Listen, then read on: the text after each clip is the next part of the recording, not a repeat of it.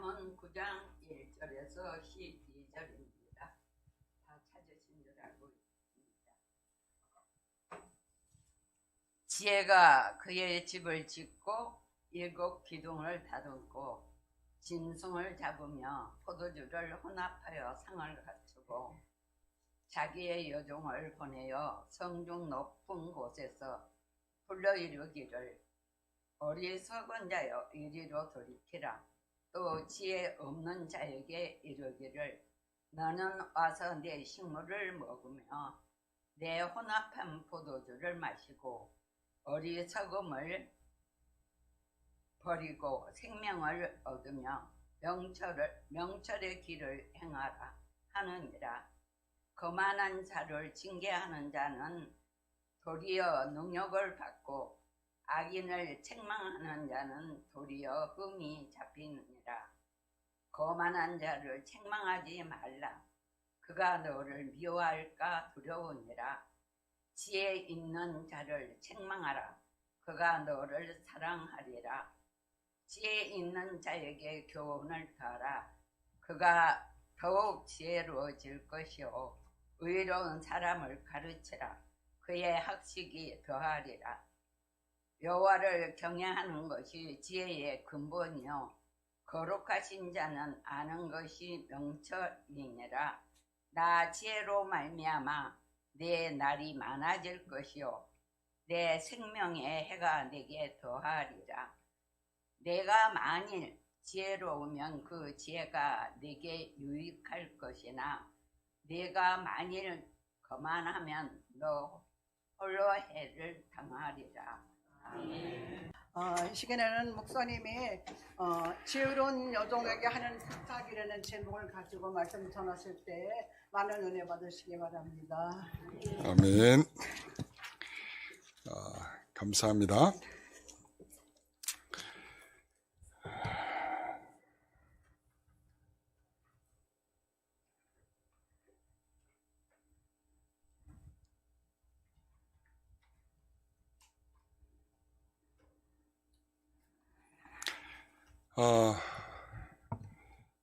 지혜로운 여종을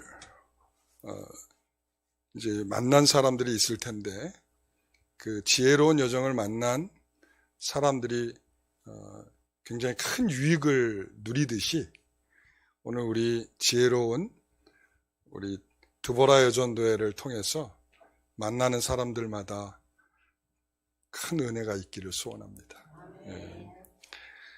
7788 이번에 이제 굉장히 중요한 그 단어가 생겼어요. 우리 7788은 청년이다.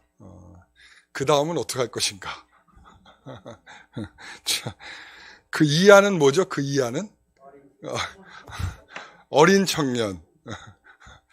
그렇습니다. 오늘 사실 그 지혜로운 여종이라고 하는 이 여종은 실질적으로 주인공은 아닙니다. 오늘 본문에서 주인공은 지혜입니다. 지혜. 그런데 이 지혜가 부탁한 이 부탁을 받은 사람이 누구인가 하면 여종입니다. 사실은 여종은 그런 활약은 별로 나타나지 않는데 세밀하게 들여다보면 이 여종의 역할이 굉장히 크구나 라는 것을 확인하게 됩니다. 그래서 제가 어느 본문을 설교할까, 우리 드보라 여전도회에서 어느 본문을 설교할까 하다가 이 본문으로 하면 좋겠다 생각을 하고 이 본문을 택하게 되었습니다. 자, 먼저 이 첫 번째 보면 초대를 위한 준비를 하고 있는 것을 보게 됩니다. 1절, 2절에 보면 지혜가 집을 짓고 7 기둥을 다듬고 그리고 짐승을 잡으며 포도주를 혼합하여 상을 갖추고 이랬습니다.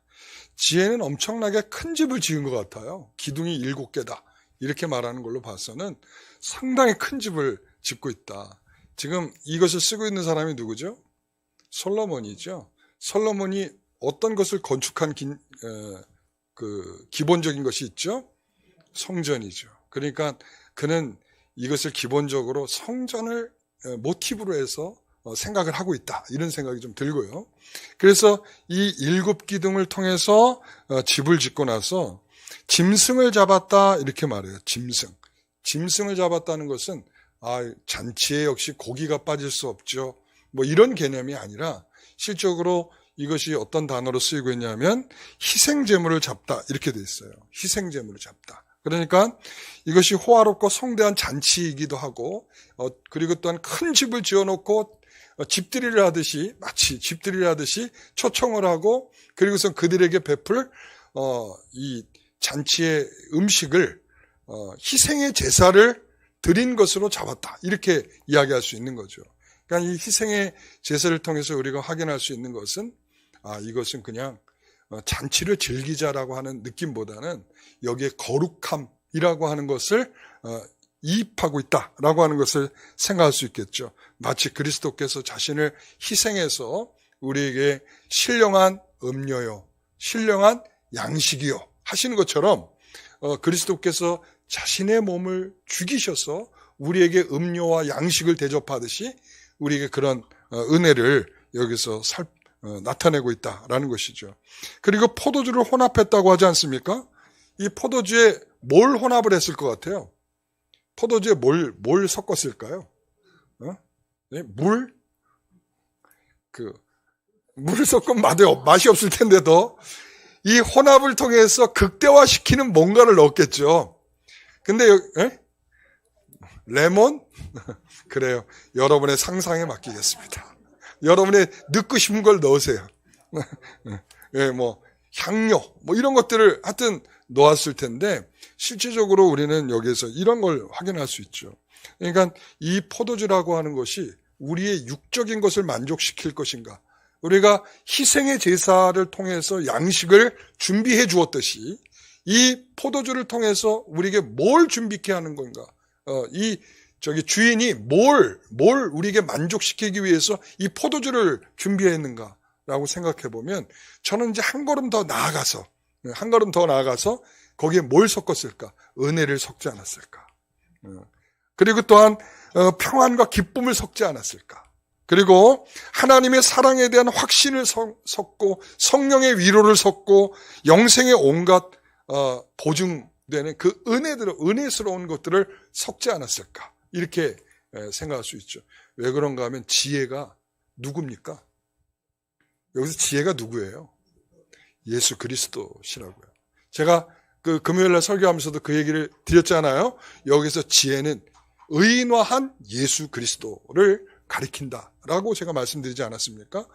왜 그런가 하면 이제 초청장을 보내는 데서 확인이 돼요. 자, 3절 말씀 같이 읽어봅니다. 자기의 여종을 보내어 성중 높은 곳에서 불러 이르기를 그랬습니다. 자, 누구를 보냈다고요? 여종을 보냈다. 우리 보냄을 받는 거예요. 우리 여종들이. 아시겠죠?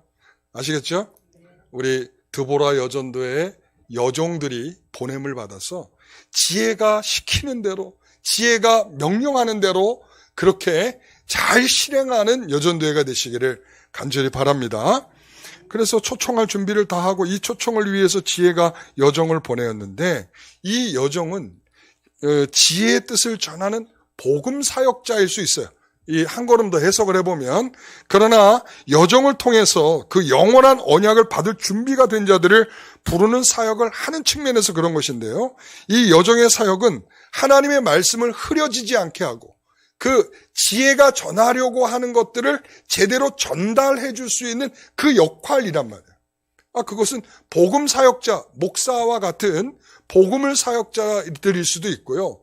그러나 여러분들도 동일하게 거기에 동참될 수 있다는 말이죠. 이 여종들이 여러분 이 지혜가 보내는 여종들. 그러니까 지혜가 말하려고 하는 것을 잘 담아서 흐트러지지 않고 그것을 잘 포장해서 전달해 줄 수 있는 여종들 되시기를 바랍니다. 그래서 여기서 만나는 사람들에게 지혜와 더불어 즐거운 잔치에 초대하게 되는 것인데요. 그래서 예수님께서 이 지혜가 나다라고 말씀하시듯이 이 본문을 인용하셔서 예수님께서 비유의 말씀을 하세요. 알고 계세요? 마태복음 22장 2절 말씀 보겠습니다. 천국은 마치 3절 없나요? 3절인데 3절 없군요. 그럼 우리 찾아보겠습니다. 마태복음 22장 3절. 그냥 22장 3절뿐만 아니라 그 이하절들을 계속 보겠습니다. 같이 읽어봅니다. 다 찾으셨죠? 네. 천국은 마치 자기 아들들을 위해 혼인잔치를 베푼 어떤 임금과 같으니 그 종들을 보내어 그 청한 사람들을 혼인잔치에 오라 하였더니 오기를 싫어하거늘 다시 다른 종들을 보내며 이르되 청한 사람들에게 이르기를 내가 오찬을 준비하되 나의 소와 살찐 짐승을 잡고 모든 것을 갖추었으니 혼인잔치에 오소서 하라 하였더니 그들이 돌아보지도 않고 한 사람은 자기 밭으로 한 사람은 자기 사업하러 가고 그 남은 자들은 종들을 잡아 모욕하고 죽이니 임금이 노하여 군대를 보내어 그 살인한 자들을 진멸하고 그 동네를 불사르고 이에 종들에게 이르되 혼인잔치는 준비되었으나 청한 사람들은 합당하지 아니하니 내 거리길에 가서 사람을 만나는 대로 혼인잔치에 청하여 오라 한데 종들이 길에 나가 악한 자나 선한 자나 만나는 대로 모두 데려오니 혼인잔치에 손님들이 가득한지라 임금이 손님들을 불러 들어올세 거기서 예복을 입지 않은 한 사람을 보고 이르되 친구여 어찌하여 예복을 입지 않고 여기 들어왔느냐 하니 그가 아무 말도 못하거늘 임금이 사환들에게 말하되 그 손발을 묶어 바깥 어두운 데에 내던지라 거기서 슬피 울며 이를 갈게 되리라 하니라. 청함을 받는 자는 많되 택함을 입은 자는 적으니라. 아멘. 자, 여기서 이 임금이 초청을 했죠. 이 임금이 초청을 하면서 누구를 보냈어요? 종들을 보냈죠. 자, 지혜가 초청하면서 누구를 보냈어요? 여종들을 보냈죠. 자, 그랬을 때에 여기서 보면 예수님께서 잠언을 마치 이용해서 이렇게 말씀하시는 것 같이 보이는데 이 지혜자의 초청은 이런 거죠. 자, 4절부터 한번 보겠습니다. 오늘 4절 어리석은 자는 이리로 돌이키라 또 지혜 없는 자에게 이르기를 이랬습니다. 오늘 본문에서는 누구를 초대하고 있습니까? 누구를 초대하고 있죠? 어리석은 자나 이리로 돌이키라 지혜 없는 자에게 이르기를 이랬습니다. 어리석은 자와 지혜 없는 자를 불렀다. 이렇게 초대하고 있다. 이렇게 이야기를 하고 있죠. 자, 여기 그 마태복음에서는 어떤 사람을 초청했을까요? 악한 사람까지도 초청을 했다. 이렇게 얘기해요. 악한 사람. 그러니까 선한 사람, 악한 사람 가리지 않고 이 악한 자나 선한 자를 초청했다 이거예요. 그러니까 초청의 대상자를 보니까 유사함이 있어요. 유사함이. 자, 여기서 이 선한 자와 악한 자는 여기서 구분을 짓죠. 선한 자도 초청이 되었고요. 악한 자도 초청이 되었어요. 그리고 그들이 다 응하게 됩니다. 문제는 다 응하게 돼요. 여기서도 마찬가지예요. 어리석은 자는 이리로 돌이키라 지혜 없는 자에게 이르기를 이러면서 어리석은 자도 마찬가지고 지혜 없는 자도 마찬가지로 이 초청에 응하게 돼 있어요. 왜 그런가 하면 이 여종은 어리석은 자와 지혜 없는 자에게 초청을 하고 있는데 여기에서 어리석은 자라고 하는 것은 뭐가 꼭 필요한 사람들일까요? 지혜가 필요한 사람들이에요. 지혜가. 그리고 여기에서 그 지혜 없는 자라고 하는 것은 가슴이 없는 사람 이런 뜻이에요. 가슴이 없다는 거예요. 가슴이 없다는 건 뭘까요? 마음이 뭔가 뻥 뚫린 거야. 심장이 뚫린 것처럼. 아무것도 가슴에 뭔가 넉넉함을 담고 있지 못할 만큼 어떤 심각한 상처에 빠져 있는 사람일 수도 있을 겁니다. 그러니까 그들로 하여금 이 가슴이 없는 자에게 지혜는 음식보다 마음의 병을 고치는 약을 준비한 것처럼 이 잔치에 못 올 사람들이 없다 이 말이에요. 이 잔치 지혜가 부를 때에 못 올 사람들은 없다라는 말이에요. 이 못 올 사람이 없다는 것은 굉장히 중요한 것이죠. 선한 자와 악한 자가 다 예수님께서 부르셨을 때 종들에게 시켜서 부르셨을 때 그들이 다 왔죠. 여기에선 중요한 단서가 바로 여기에 있는 것입니다. 그런데 문제는 뭐냐면 여기에 있는 것입니다. 어디에 있냐면 여기서 오늘 본문에 보시면 뭐라고 그러냐면 7절에 보십시오. 거만한 자를 징계하는 자는 도리어 능력을 받고 악인을 책망하는 자는 도리어 흠잡히니라. 여기서 오히려 이 청함에 대해서 청하지 말라고 하는 사람들이 있어요. 어떤 사람이냐면 거만한 자, 그리고 여기서는 악인을 책망하지 말라고 했어요. 여기서 거만한 자와 악인은 하나님께서 베푸시는 이 은혜, 지혜에 대해서 정말 받아들일 만한 준비가 전혀 되어 있지 않은 사람들인 거죠. 자, 예수님의 초청에서 거절했던 사람은 예수님께서 내어 쫓은 사람은 어떤 사람이죠?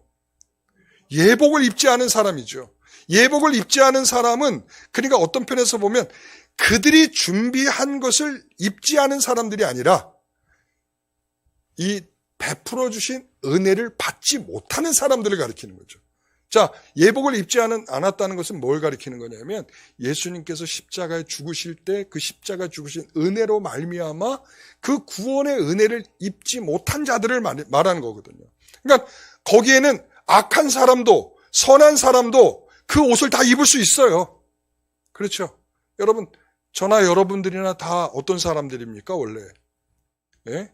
다 원래 착한 사람들이에요?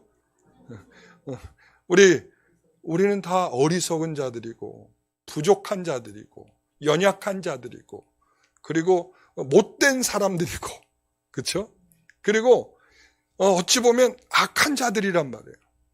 그런데 그런 사람에게 바로 예수께서 우리를 위해서 죽으심으로 인해서 그 은혜를 입혀주시지 않고서는 우리는 그 잔치에 이 초청 받을 수가 없다는 사실이죠. 그러니까 거기에서 우리 편에서 생각하면 우리가 악한 자냐 선한 자냐의 구분이 아니고 어떤 사람이요? 그 은혜를 입은 사람인가의 문제가 있는 것이죠. 여러분, 이것을 우리가 스스로 악한 자다라고 인정할 수 있는 게 바로 은혜의 대상일 수 있다는 겁니다. 그런데 이 거만한 자나 여기에서 악인은 자신들이 그것에 대해서 인정하지 않는 사람들을 가리키는 거예요. 그러니까 우리가 너희들은 모두 죄인이야 라고 얘기할 때 여러분들은 뭐라고 얘기해요? 나 죄인입니다 라고 얘기하십니까? 나는 죄인입니다 라고 여러분들이 인정하시기 때문에 하나님께서 은혜가 이미 여러분들에게 주어지고 있는 거예요. 여러분들은 초청받고 있는 것입니다. 그러니까 이 은혜가 주어지지 않는 사람들한테는 인정할 수가 없는 거예요. 여기에서 거만한 자, 악한 사람은 인정하기를 거절하는 사람들이에요. 그러니까 이 예수님께서 초청하셨을 때 이 예복을 입지 않은 사람은 여기에서 거만한 자와 악한 자들을 가리키는 거예요. 무슨 말인지 아시겠죠? 그죠? 그래서 우리가 보면은 날 때부터 맹인된 자가 눈을 떴어요. 그랬더니 바리새인들이 그 꼴을 보고는 도대체 저 원래부터 맹인 맞아? 로부터 시작해가지고 여러 가지 막 그 역추적을 하기 시작하잖아요. 부모한테 찾아가서 저 사람 원래부터 네 아들 맞지? 근데 원래 맹인 맞아? 이러면서 추궁을 하고 막 이런단 말이에요. 자, 그랬을 때 이 맹인 되었던 사람이 뭐라고 얘기를 합니까? 뭐라고 얘기를 합니까? 바리새인들한테. 뭐라고 얘기하죠? 이렇게 얘기를 하죠. 창세 이후로 맹인되었던 사람이 눈을 뜬 그렇게 하게 한 예는 없었다 이거예요. 그래서 그와 같은 일이 벌어진 걸로 봐서는 나는 그분이 누군지 다 보이는데 너희들은 안 보이냐? 라고 얘기를 하는 것처럼 보이죠. 네. 그래서 이 날 때부터 맹인된 사람이 이렇게 얘기해요. 예수님께서 이제 그래서 쫓겨났어요. 바리새인들에서 쫓겨난 다음에 예수님을 만나요. 그러면서 예수님께서 인자를 믿느냐? 그 말에 내가 믿고자 합니다. 이러면서 9장 39절에 이렇게 말을 해요. 예수께서 이르시되 내가 심판하러 이 세상에 왔으니 보지 못하는 자들은 보게 하고 보는 자들은 맹인이 되게 하려 함이라 하시니. 여기서 보지 못하는 자는 뭐 한다고요? 보게 하고 본다고 하는 사람은 맹인이다. 이 말을 하고 있는 거예요. 이 말이 뭐겠어요? 나는 보지 못하는 사람입니다라고 하는 것이 매우 중요한 은혜의 단초라는 거예요. 은혜의 단초. 그러니까 내가 죄인입니다라고 말하는 것이 그 죄인으로부터 새로워질 수 있는 유일한 길이 바로 내가 죄인입니다라고 고백하는 겁니다. 그러니까 내가 왜 죄인이야? 내가 왜 눈을 떴는데 내가 왜 맹인이라고 해? 라고 하는 사람들한테는 뭐가 없어요? 은혜가 없는 거예요. 예수님께서 이렇게 얘기를 하잖아요. 내가 건강한 자에겐 뭐가 필요 없고? 의원이 필요 없고, 이 병든 자에게라야 의원이 필요하다라고 얘기를 하신단 말이죠. 그러니까 나는 병든 자를 위해서 왔다는 거예요. 내가 아픕니다. 고통스럽습니다. 저 괴롭습니다. 라고 말하는 사람에게 예수님께서는 친히 이 고침을 주기 위해서 오셨다라고 말씀을 하고 있어요. 사랑하는 성도 여러분, 우리는 맹인은 어리석은 자입니다. 어리석다라는 것은 뭐냐면 은혜에 대한 반응이 가능한 사람을 여기서 말하는 것입니다. 고린도서 3장 18절을 보시면 이렇게 말해요. 아무도 자신을 속이지 말라. 너희 중에 누구든지 이 세상에서 지혜 있는 줄 생각하거든 어리석은 자가 되라 이랬습니다.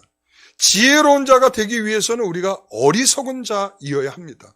어리석다라고 하는 여기에서의 말은 나는 죄인입니다라고 말할 수 있는 사람을 말하는 것입니다.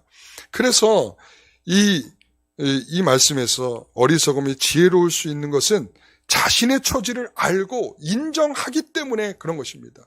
여러분, 우리에게 그런 어리석음이 있기를 바랍니다. 아시겠죠? 네. 초청받을 사람이 어떤 사람입니까? 어리석은 사람들, 그리고 가슴이 없는 사람들이라고 했어요. 여러분, 이런 초청 대상자라고 하는 것을 생각하시면 누가 초청을 받게 되는지, 이 지혜에 대해서 누가 반응할 수 있는지 이렇게 설명을 하고 있는 것이죠.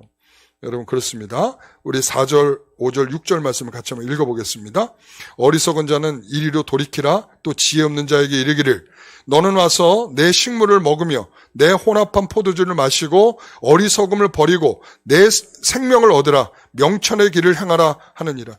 어리석은 자는 이리로 돌이키라. 지혜 없는 자에게 이르기를 너는 와서 내 식물을 먹으며 이랬습니다. 내 식물을 먹으며 혼합한 포도주를 마시고, 이 식물이 어떤 식물이에요? 희생제사를 잡은 식물이죠. 음식이죠. 그리고 또한 이 혼합주는 어떤 혼합주예요? 하나님의 은혜와 모든 하나님께서 베푸시는 역사가 가득 담겨있는 혼합주죠. 이것을 마시라는 거예요. 이렇게 마시면 뭐가 있다고요? 생명을 얻으리라. 명철의 길을 행하라. 이렇게 말씀하고 있다는 거예요. 사랑하는 성도 여러분, 바로 이렇게 어떤 사람에게 초청을 하도록 명령을 받은 거예요. 누가요? 여종이요. 여종들이. 이 여종이 여기에 대한 사명을 갖고 이제 나가는 것입니다. 누구에게 전해야 된다고요? 네, 어리석은 자, 가슴이 없는 자들. 여러분, 이런 사람들 찾아 나서셔야 돼요. 아시겠죠? 네. 자, 세 번째는 여종들에게 주는 지시사항들이 있어요. 뭐냐면 이제 여러 종류의 사람들을 만나게 될 것인데 여종들이 그 만나는 사람들에게 다양한 방식으로 대하도록 요구를 하고 있어요. 첫 번째는 거만한 자들과 악인들을 만나게 될 것이다. 7절 8절에 말씀을 하죠. 거만한 자를 징계하는 자는 도리어 능욕을 받고 악인을 책망하는 자는 도리어 흠이 잡히느니라. 거만한 자를 책망하지 말라. 그가 너를 미워할까 두려우니라. 거만한 사람들은 여종들을 조롱하고 괴롭힐 수 있는 가능성들이 있는 거예요. 지혜가 이런 말로 당신들을 초대하라 했습니다. 그러면은 알겠습니다 하고 반응을 해주는 사람들이 아니고, 아까 그 혼인잔치에 초청하고 있는 비유에서 보듯이 종을 어떻게 했다고 그랬어요? 종을 조롱하고 죽이기까지 한다. 이렇게 얘기하지 않았습니까? 그러니까 종이 보내지면 그 여종을 조롱하고 비난하고 이런 사람들이 분명히 있다는 거예요. 그러니까 7장 6절에 뭐라고, 마태복음 7장 6절에 이렇게 이야기를 하죠. 거룩한 것을 누구에게 주지 말며 너희 진주를 누구 앞에? 돼지 앞에 던지지 말라 그랬습니다. 그러니까 우리가 이걸 흑백을 분간할 수 있는 지혜로움이 우리에게 필요한 거예요. 이것을 던져주었을 때 이것을 옥으로 알고 금으로 알고 이게 하나님의 굉장히 베푸신 은혜인 줄 알 수 있는 사람들에게 줘야 되는데 던져봤자 아무것도 알 수 없는 사람들이 있죠.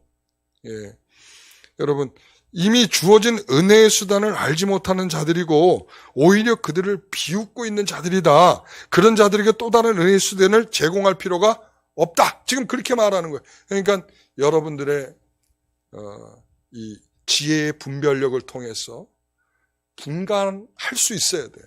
그러나 쉽지 않습니다. 쉽지 않아요.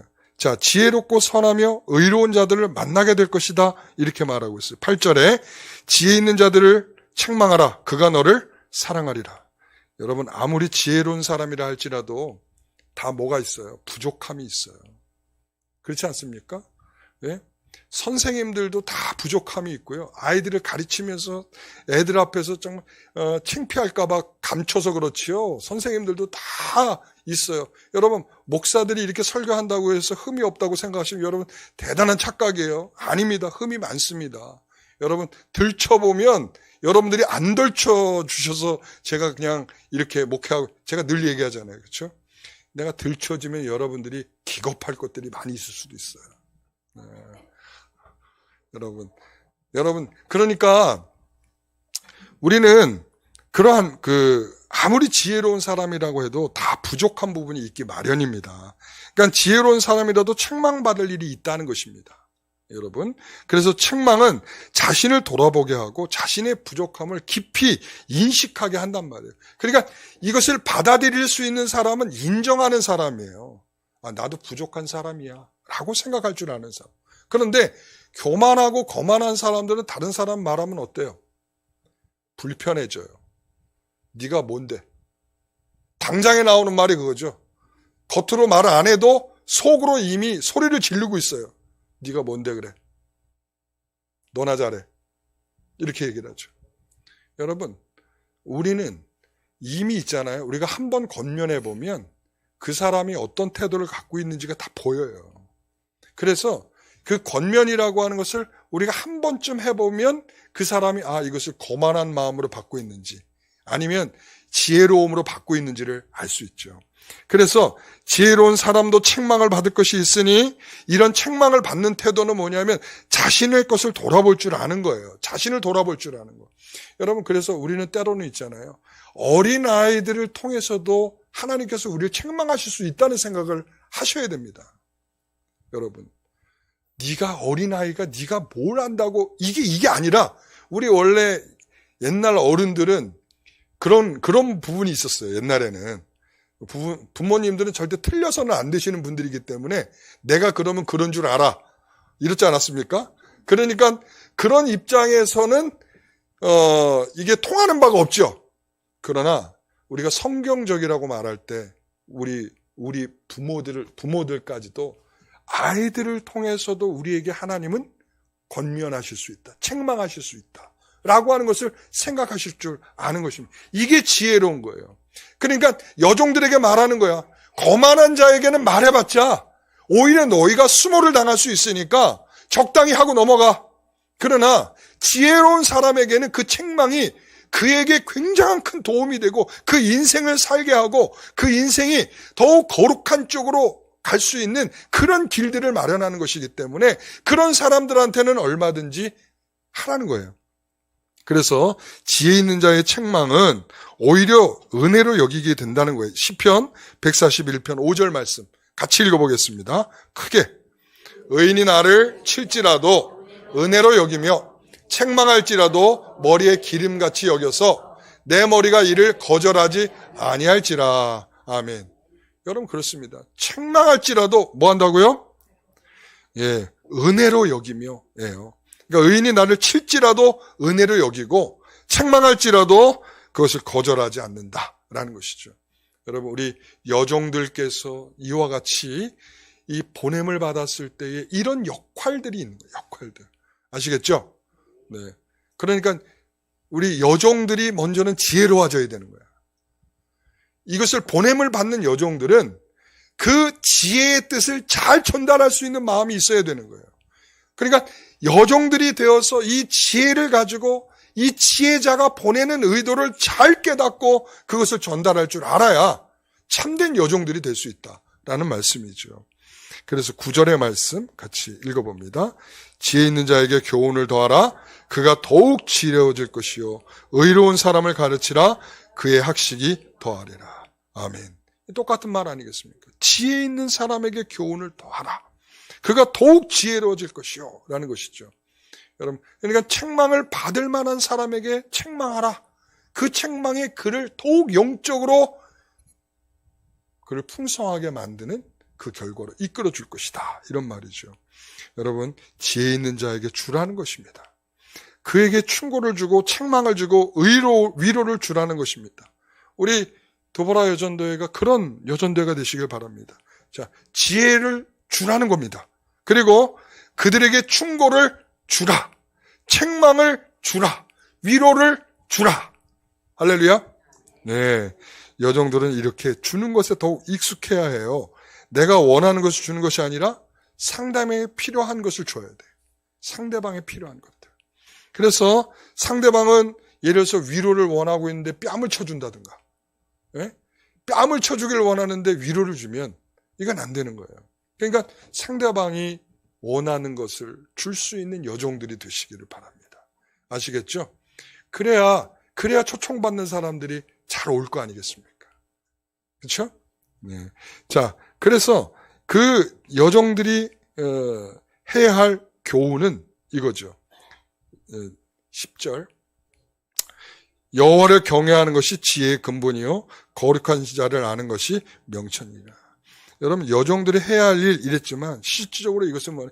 여종들이 배어 있는 것이라고 하는 것이 좀 더 맞는 것 같아요. 여종들이 배어 있는 게 뭐냐면 이 지혜와 명철이에요. 지혜와 명철. 그러니까 이 여종들의 몸에 배어 있는 이 지혜와 명철이 어떤 것입니까? 여호와를 경외하는 것이 마음의 토대가 되고 그것이 지혜이고 그것이 근본이 된 것인데, 하나님을 경외하는 것이 마치 강한 요구처럼 보일 수 있어요. 하나님을 경외하고 그리고 괴로움이고 고통이고 두려움일 수 있습니다. 그러나 하나님께서 우리를 향한 사랑이 전제되었다는 것을 알 때 우리에게선 참된 신앙의 자세가 거기에서 나오는 거 아니겠습니까? 아니, 그렇죠? 우리가 하나님을 향한 태도가 어떻게 배어 있습니까? 라고 질문하면 우리 뭐라고 대답하시겠어요? 하나님을 향한 우리가 배어 있는 게 뭐가 있습니까? 라고 물어보면 여러분 뭐라고 얘기하시겠어요? 어떤 권사님이 그러더라고요. 저는 나의 가장 좋은 자리를 하나님께 비워드립니다. 이렇게 얘기를 하더라고요. 여러분들에게 배어 있는 게 뭡니까? 하나님께 가장 좋은 자리를 내어드리고 먼저의 자리를 내어드리고 이게 뭐예요? 하나님을 경외하는 거예요. 하나님을 경외하는 지혜로움과 명철 있는 성도란 말이죠. 여종들의 몸에 배어 있는 것은 하나님께 속한 것들을 아는 지식이에요. 이게 명철이거든요. 하나님을 어떻게 섬겨야 하고 나를 거룩하게 하는 것이 어떤 것이고 내가 책망받을 때 그 책망을 받는 것을 오히려 기쁨으로 여기고 이게 바로 명철이란 말이죠. 그러니까 하나님을 경외함으로 지혜롭게 되어 있는 성도, 그리고 또한 하나님에 대한 반듯한 것을 알고 있어서 명철한 성도, 이런 성도가 되는 것입니다. 이 여종들이 갖고 있는 몸에 배어 있는 것이라 이렇게 말할 수 있어요. 여러분들은 어떤 것이 배어 있습니까? 우리 여종들이요, 어떤 것이 배어 있습니까? 그럼 쌈딱 이런 것이 배어 있어서는 안 돼요. 아시겠죠? 네. 그리고 우리에게 있어서 좀 더 정말 하나님의 사랑이 여러분들의 모습에 배어 있기를 소원합니다. 하나님의 사랑이. 그래서 누군가에게 책망을 전달하더라도 하나님이 정말 당신을 사랑하고 있군요 라고 하는 게 전달될 수 있도록. 네. 그래서 하나님이 얼마나 우리를 사랑하고 계신지를 우리 여종들을 통해서 이 직접 간접적으로 이 체험이 될 수 있도록 그런 은혜들이 우리 여종들을 통해서 전달되기를 간절히 소원합니다. 이제 마지막이에요. 5번째, 여종들의 지혜 교훈이 주는 유익이 뭔가. 자, 그래서 이 여종들을 통해서 그렇게 자 보세요. 준비를 쫙 해놓고 집도 새로 짓고 음식도 쫙 장만해 놓고 누굴 보냈어요? 여종들을 보냈죠. 그리고 어리석은 자와 그리고 가슴이 없는 자를 초청하도록 했어요. 그리고 어떤 사람에게는 하지 말라? 거만한 자에게 하지 말라고 했어요. 자, 그러면서 이 하나님께서 지혜와 명철을 갖고 몸에 배어있는 이 여종들을 통해서 전달된 이 내용을 통해서 받게 될 사람들의 유익이 뭐냐? 이렇게 이야기를 하는 것입니다. 자, 11절 같이 읽어봅니다. 내 날이 많아질 것이요 내 생명의 해가 내게 더하리라. 여기서 나 지혜로 말미암아 이랬죠. 지금 이걸 누가 전달하는 거라 그랬어요? 지금 여종들이 전달하는 것인데, 여종들이 지금 내가 말하는 것이 아니라 지금 누가? 나 지혜가 라고 하면서 이것을 인용해서 말해주고 있는 거예요. 나 지혜로 말미암아 내 날이 많아질 것이며 내 생명의 해가 내게 더하리라. 그러니까 어리석은 자는 헛된 재물을 쌓기 위해서 불의한 일이라도 얼마든지 할 거 아니겠습니까? 그 불의한 일을 하게 되면 남한테 뭘 사겠어요? 원한을 사죠. 그렇죠? 그러니까 방탕한 생활을 통해 스스로의 생명을 우리는 또한 단축시킬 수도 있죠. 그러나 지혜로운 자는 남에게 선을 베풀므로 인해서 사랑을 받지 않겠습니까? 그래서 도르가라고 하는 여인을 보게 되면 선행과 구제를 통해서 그 여인이 죽었을 때 문상객들이 와가지고 뭐라고 그래요? 뭐라고 그러죠? 갑자기 물으면 목사님 대답 못해요. 자, 도르가가 죽은 시체 앞에 그 여인들의 도움을 받았던 이 과부들이 와가지고 자기 속옷을 꺼내고 자기 겉옷을 비치면서 뭐라고 그래요? 이 여인이 나에게 이렇게 해줬습니다 하면서 울면서 그 여인을 기리고 있잖아요. 그러니까 이 여인이 베푼 선행과 구제는 다른 사람들에게 상당한 칭찬이 되고 있다는 것을 알 수 있죠. 그러니까 이게 바로 주는 자, 지혜로운 여인이 베푼 굉장히 중요한 덕목들인 거예요. 자, 이랬을 때 그것을 통하여 이 주님의 사랑, 주변의 사람들의 사랑을 이렇게 받게 되는 것인데, 여기에서 보십시오. 또한 하나님의 경외하며 내 날이 많아질 것을 말씀하고 있어요. 내 날이 많아진다는 것은 뭐예요? 일정한 날이 연장된다는 것이겠죠. 그런데 여러분 생각해 보세요. 여러분들이 정말 주님을 믿으며 하나님을 경외하며 지혜로운 여인으로 사는 날이 연장되는 것과 그냥 세월이 연장되는 것은 다른 측면이에요. 여러분. 그러니까 내 날이 장구해진다. 내가 사는 날이 많아지고 해가 더 길어질 것이다. 라고 했을 때 여기서 정말 지혜로운 여인으로서 지혜로운 사람으로서 그날을 하나님께 경외하며 하나님을 기쁘게 하며 하나님과 더불어 사는 즐거움으로 충만한 그 세월이 길어지는 것을 우리가 원하는 것이지, 여러분, 우리가 단 1초라도 하나님 없이 사는 시간이 늘어나는 것은 아무런 의미가 없어요. 그건 복이 아니에요.